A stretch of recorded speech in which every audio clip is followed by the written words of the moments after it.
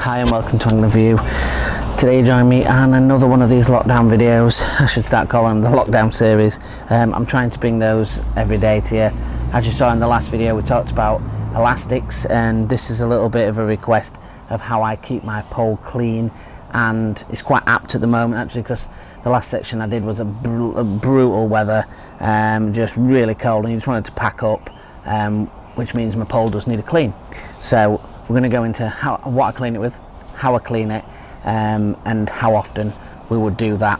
And the main basis of this is it's going to last, your pole is going to last longer. It's going to less likely to stick in the inside the sections, and especially when you're using meat and ground bait and things like that, they will degrade the material on it, which will fade graphics and dig into sort of the sections and the joins and things like that. So it's really important that you do look after your poles. We spend a lot of money as a general rule on them, and when you want to sell them second hand, when you want to get that next one, you got more chance of getting better money for it if you've looked after it. And there is absolutely tons of different ways that people do it, and this is going to be one of those fishing points where everybody's got their own say on it. So what I'm going to say, people say, have a laugh about this in the comments. I'm going to put the old-fashioned disclaimer. This is the way I do it, this is the way I've always done it, and this is what works for me. If you find another way that works fine for you, then go for it, but this is the way I do it. It's cheap, it's easy, and for me it just gives the best all-round effect. So without further ado, we'll push that up. So I've got, as you can see, my 14 and 16 are clean sections in there. So I've got my 13 meters virtually of pole here, plus a very dirty top kit, which I've left out as well to show you. So it really is as simple as a wipe. It literally is that simple. I use a multi-purpose wipe. Doesn't really matter which one you go for, as long as it's quite an alcohol based one and it's quite wet, and that allows it. The good thing about wipes is when you use them, because they've got alcohol in them, it evaporates once you've cleaned it, so it leaves it straight away, and when you put it away, you're not waiting for it ages to dry. You're not having to dry it with anything. It'll just do that for you. So some of the sections are quite clean, but some aren't. So what I do, I always do the same thing. I start on the base of the joint. So I rub the base of the joint and I stick my thumb inside, no jokes boys, and I run the section around, and that cleans anything that's in the near joint. If it's your 3 and your 4 are usually quite bad for this, and your top kits, because obviously they're the ones that you're taking on and off. So you've got to obviously just make sure inside, make sure there's no gravel and grit. Sometimes you might have to stick a longer finger to reach the grit and things like that. So then basically I'm just cupping it round and just sliding it down the full length of the joint, and just again looking around where the joins are. You can roll it up a little bit and just give your pole a little turn.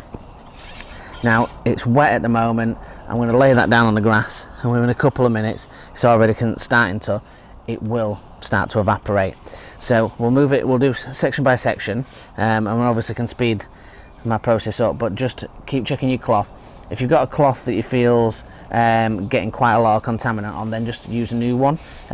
Don't, if you've got grit on it, start rubbing it down your pole, especially your graphic sections. So you do need to check that. So this one, it usually, if it's not absolutely caked in mud, you usually get two sections out of one wipe, and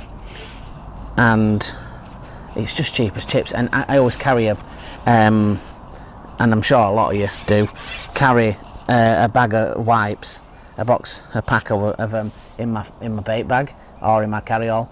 2 reasons. One, if you ever get grim all over your hands and you want to eat your sarnies, then that's one reason. And number 2 is obviously if you get anything all over your poles or your rods, or your mud or whatever, you can wipe that off before you get in the car, things like that. So the bigger sections are quite clean, to be fair, because I haven't really used these since the back end of the year. I've just been fishing shorter lengths with the last times I used it. We had quite a lot of wind, which if you haven't watched that video, then give that a check out.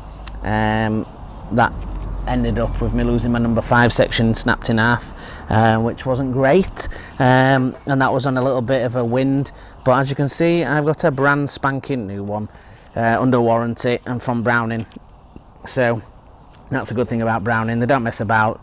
It broke under nothing to do with me, and I struck into a fish and it snapped, which is rare for Browning poles because they're usually super strong, especially the Z82, so it must have been just a weak sort of scenario. But anyway, they replaced it and it's absolutely perfect, so no problems there. So again, we're just following that process down, and you can hear in that one that's got a little bit of grit, and I always just check the joint. You can actually see that little bit of grit there on the inside of that, and that's usually from if you've shipped it back and it's gone onto any of the gravel or sort of anything like that scenario, or you know what it's like around a lot of things have got sand or gravel sort of running up to the pegs nowadays, which is great for getting up to your peg, but when you ship your top sections onto it and stuff, sometimes it can get inside. So on your bigger sections, these usually are the ones that don't get used as much in regards to getting stuff on them. Usually if you've got stuff on your hands, it's usually rubbed itself off by the time you ship out to end sections, but it's just keeping those graphics and nice things in condition. Let's be face it, we're all tarts. We do like as gear to look good, and you know, I love the smoked out graphics and the blue on these Z82s, so I want to keep it in good condition, and I do that by cleaning it regularly. I'm not OCD, I don't clean it after every single time, especially in the summer, after every time I go, but certainly if I fish paste, then I'll get my top kits out and I'll give them a clean, or I'll do them while I'm actually on the bank while I'm tackling down. Again, a good reason to have the wipes with you. But if you see here, sort of these are like little mud marks, and with the sort of alcohol base in them, just a little sort of rub on like that, and then absolutely immaculate. It's back to pristine condition. Flip it around that way, it's back to pristine condition, and there's no marks on it. And like I say, within a couple of minutes of doing it, they'll dried off, which I'll show you. So I'm going to show you on a really dirty section, so we'll push that slightly to camera. It's quite a mucky section. Hopefully you can get an idea of how mucky that is, and it's even got things in the end. So what I'm going to do is just, sometimes you need a double wipe on one section if it's been, say if you've fished and it's muddy and you've got your top kits drop off your rest, and we all know the game, but I'm just going to run this one through with the one wipe, and what we'll do is we'll show you if it's nice and clean,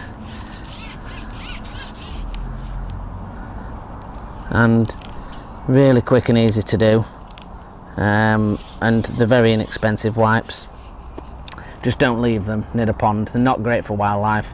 Make sure if you do use them, you put them away. That's a big essential. So as you can see, just a quick wipe there, and she's absolutely spankling, and not a mark on her. And that's the whole idea. So just in that time that we've cleaned the old pole, like I was saying, that one's dried off. It's left in a nice black condition, perfect. All the joints are perfect. There's no things inside, and it's really that easy. And like I said to you, people are going to have their own ways of doing things, and their own sort of scenarios. That's great, that's fine. If it works for you, that's great. What I would say is never put washing up liquid on, never use a sponge, just a no. Never use a pressure washer. These seem like obvious things, but believe me, you wear things. Never use a pressure washer on anything that's rods or poles. Just a big no. Foot plates, boxes, that's another video. May take that on for tomorrow's video, but certainly not for the poles. Ooh, no.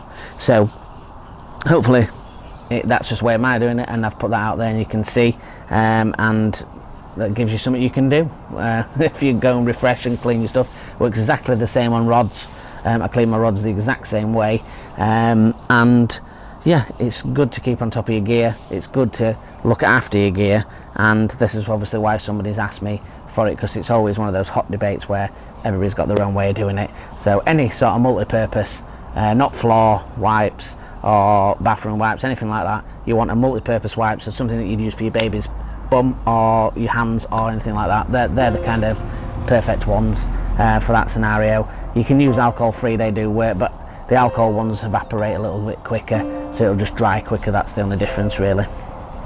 So yeah, thanks again for watching. I'll keep bringing you these videos as much as I can possibly do while we're on lockdown, and keep strong, keep safe. Thanks for watching as always. Join us on the Facebook group Angling For You. Join us on the Instagram angling_for you. Like and subscribe. Thanks a lot, stay safe and tight lines.